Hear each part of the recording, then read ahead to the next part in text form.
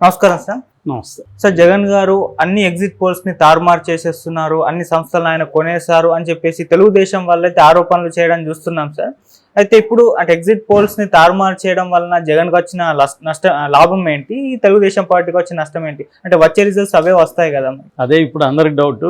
అంటే తెలుగుదేశం వాళ్ళు ముఖ్యంగా రాధాకృష్ణ లాస్ట్ సండేలో కూడా ఈ యూట్యూబ్ ఛానళ్ళు, ముఖ్యంగా యూట్యూబ్ ఛానల్ అందరూ కూడా ప్రెడిక్షన్స్ చేస్తున్నారు. సో జర్నలిస్టులు అందరూ జర్నలిస్టులుగా మారిపోయారని ఒక దాని ఏమంటారు ప్రవచనాలు బోధించి ఫైనల్గా నేను చెప్పింది కరెక్ట్, మీరందరూ చెప్పేదంతా కూడా వేస్ట్ అన్నట్టుగా మాట్లాడాడు.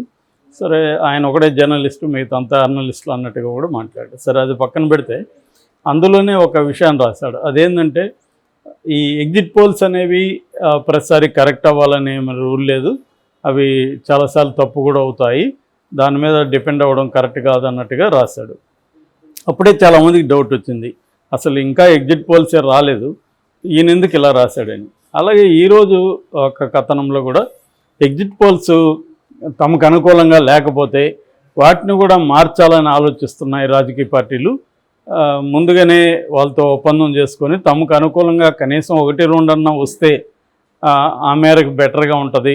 ఎందుకంటే ఒకవేళ అలా రాకుండా ప్రతిపక్షం తాము ఓడిపోతామని, ఎదుటి పక్షం గెలుస్తుందని కానీ ఈ ఎగ్జిట్ పోల్స్ వస్తే ఎన్నికలకి ఇంకా కౌంటింగ్కి ఇంకా 3 రోజుల సమయం ఉంది కాబట్టి ఈ లోపల కేడర్ కానీ నాయకులు కానీ అంతా జారిపోతారన్న భయం ఉంది అని రాశాడు. ఇది డైరెక్ట్గా వైసీపీ పేరు చెప్పలేదు, కానీ ఆయన ఉద్దేశం అదే కనబడుతుంది. అంటే వైసీపీ ఎగ్జిట్ ఫలితాలని తమకు అనుకూలంగా మార్చుకోవడానికి ట్రై చేస్తుంది. ఇది ఎందుకు రాశాడు అన్నప్పుడు దీంట్లో ప్రధానంగా మనకు అర్థమయ్యేది ఏమంటే, మేబీ రాధాకృష్ణ దగ్గరికి ఆల్రెడీ ఎగ్జిట్ ఫలితాలు చేరి ఉండొచ్చు, అవి తెలుగుదేశానికి కూటమికి వ్యతిరేకంగా ఉండొచ్చు. వ్యతిరేకంగా ఉన్నప్పుడు ముందు జాగ్రత్తగా ఇది వైసీపీ వాళ్ళు డబ్బులు ఇచ్చి తమకు అనుకూలంగా చేయించుకున్నారు, నేను ముందే చెప్పాను కదా ఇలా జరుగుతుందని, అలాగే జరిగింది అని చెప్పడానికి రాశాడా, లేకపోతే ఇటు నుంచి జంప్ అయిపోతారేమో తెలుగుదేశం నుంచి? ఎందుకంటే ఇప్పుడు కూటమికి వ్యతిరేకంగా ఎగ్జిట్ ఫలితాలు వస్తే ఇటు నుంచి జంప్ అయిపోయే అవకాశం కూడా ఉంది వైసీపీలోకి. అది ఆపాలంటే వైసీపీ వాళ్ళు డబ్బులు ఇచ్చి చేయించుకున్నారు అని ముందే నేను చెప్పాను కదా అని ఒక ప్రిపేర్ చేయడం, అదొకటి. రెండవ పాయింట్ ఏంటంటే, కౌంటింగ్ అప్పుడు అధికారులు, పోలీసులు కావచ్చు, ఇతర అధికారులు కావచ్చు, ఎవరికి అనుకూలంగా ఉంటారంటే నెక్స్ట్ గవర్నమెంట్ ఎవరు వస్తారో వాళ్ళకి అనుకూలంగా ఉంటారు. సో ఇప్పుడు ఎగ్జిట్ ఫలితాలన్నీ ఫర్ ఎగ్జాంపుల్ వైసీపీ వస్తుందని చెప్పాయనుకో, ఈ అధికారులందరూ వైసీపీ వైపు ఉండే అవకాశం ఉంది. అందుకని ఎగ్జిట్ పోల్స్ని వైసీపీ డబ్బులు ఇచ్చి కొనిందని ముందే ఆరోపిస్తే ఈ అధికారులందరూ కూడా వైసీపీ వైపు లేకుండా కూటమి వైపు ఉంటారనేది కూడా రెండో ఎత్తుగడ. ఈ 2 ఎత్తుగడలు కనబడతాయి. ఈ ఎత్తుగడల వెనక ఎగ్జిట్ పోల్స్ అన్నీ కూడా వైసీపీకి అనుకూలంగా ఉన్నాయా అన్న డౌట్ అయితే వస్తుంది. ఇక్కడ మనకి 2 రకాల ఎగ్జిట్ పోల్స్ని మనం బ్రాడ్గా డివైడ్ చేయొచ్చు. ఒకటి, ఆంధ్రప్రదేశ్లో స్థానికంగా అంటే ఓన్లీ అసెంబ్లీ ఎన్నికలకు మాత్రమే పరిమితమైన ఎగ్జిట్ పోల్స్, నాగన్న సర్వే కావచ్చు, ఆరా మస్తాంద్ కావచ్చు, ఆత్మసాక్షి కావచ్చు, ఇలాంటివి చాలా ఆల్రెడీ ప్రీ పోల్ సర్వేలు వచ్చాయి కదా, అవన్నీ ఇప్పుడు ఎగ్జిట్ పోల్స్ కూడా వస్తాయి. సో 10-20 కూడా రావచ్చు, ఎక్కువ వచ్చే అవకాశం ఉంది. నేను మార్నింగ్ కూడా ఇంకో వీడియోలో చెప్తూ ఎగ్జిట్ పోల్స్ కూడా ఈసారి మెజార్టీ ఒకవైపే ఉండకపోవచ్చు, చీలిపోవచ్చు అని కూడా చెప్పాను. దానికి కూడా కారణం ఏమంటే ఇదే రాధాకృష్ణ రాసిన పాయింట్. అంటే ఈ 2 వైపులా కూడా మేనేజ్ చేయొచ్చు, ఇటు వైసీపీ వాళ్ళు చేయొచ్చు, ఇటు తెలుగుదేశం వాళ్ళు కూడా చేయొచ్చు తమకు అనుకూలంగా. ఎందుకు చేస్తారనే దానికి 2 కారణాలు. ఒకటేమో రాధాకృష్ణ కూడా రాశాడు యాక్చువల్ దాంట్లో.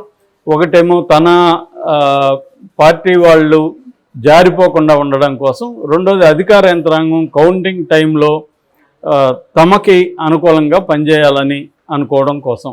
సో ఇది నాకు తెలిసి ఈ కన్ఫ్యూజన్ ఇప్పుడు ఎట్లయితే ప్రీపోల్లో దాదాపు ఒక 100 సర్వేలు వస్తే సగం వైసీపీ సగం టీడీపీ అని చెప్తున్నాయో, ఎగ్జిట్ పోల్స్లో కూడా అదే కన్ఫ్యూజనే మనకు కంటిన్యూ అయ్యే అవకాశం అయితే కనిపిస్తుంది. సో ఇంకొకటి కూడా ఏం జరుగుతుందంటే, తెలుగుదేశానికి అనుకూలంగా ఎగ్జిట్ పోల్స్ ఎక్కువగా వస్తున్నట్టుగా కూడా లేదు.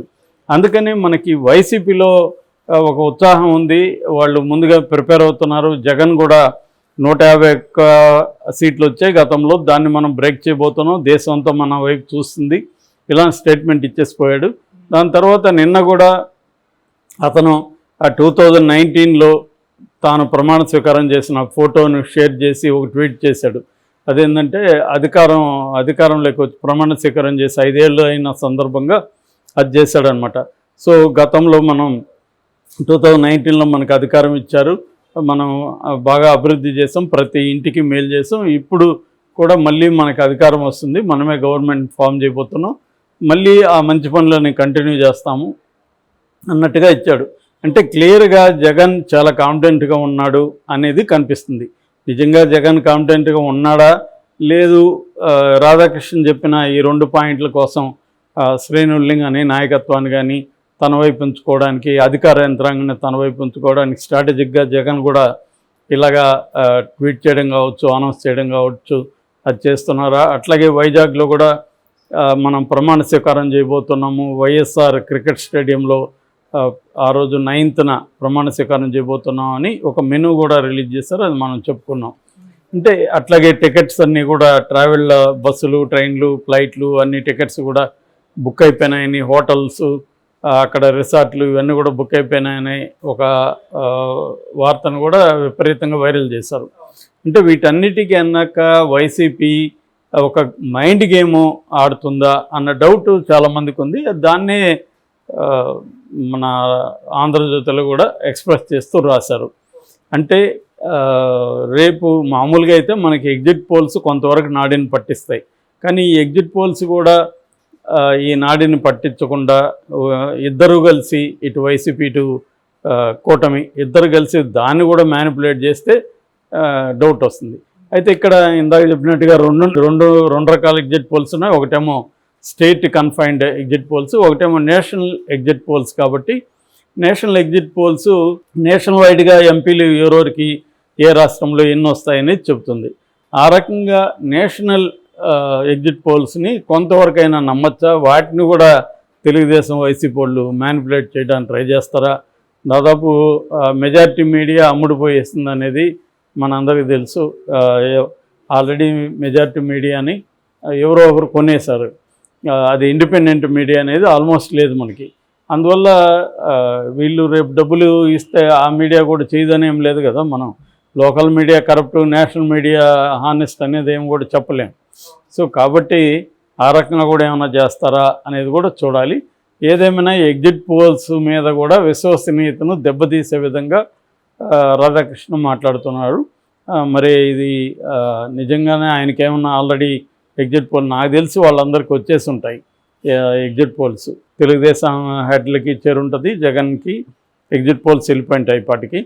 సో దాన్ని బట్టి వాళ్ళు తెలిసినా కూడా ఈ మైండ్ గేమ్ ఆడుతున్నారు. ఎందుకంటే కౌంటింగ్ కోసం ఈ మైండ్ గేమ్ ఆడుతున్నారు. కౌంటింగ్ రోజు తమ కేడర్ ఉత్సాహంగా ఉండాలి, నీరు గారిపోకూడదు, ఎలాగో మనం గెలవంలే ఆ నీరు గారిపోకూడదు.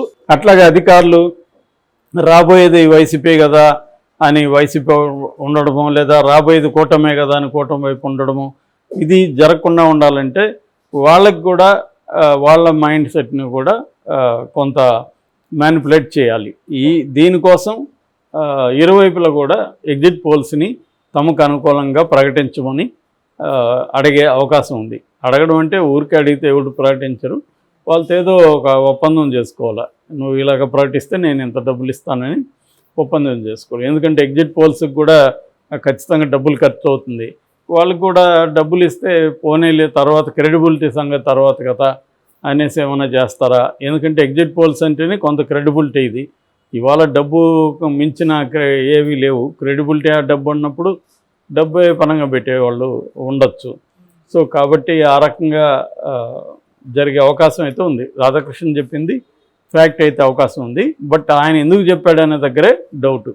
అంటే తెలుగుదేశానికి యాంటీగా ఎగ్జిట్ పోల్స్ వచ్చాయా, అందుకని ఆయన ఇలా ప్రిపేర్ చేస్తున్నాడు గ్రౌండ్ అన్న ఒక డౌట్ అయితే ఉంది.